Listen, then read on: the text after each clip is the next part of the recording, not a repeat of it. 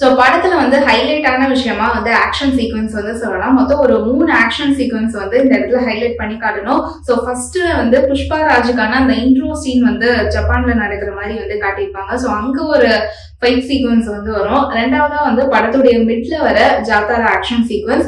So second ஹாஃப்ல வரக்கூடிய புஷ்பாராஜ் வந்து தன்னுடைய அண்ணன் பொண்ணுக்காக சண்டை போற ஒரு பழைய கோட்டையில வந்து சண்டை போடுவாரு. சோ இந்த ஒரு 3 ஆக்ஷன் சீக்வன்ஸுமே வந்து படத்துல ஹைலைட்டான விஷயம் அப்படின்னு சொல்லணும்.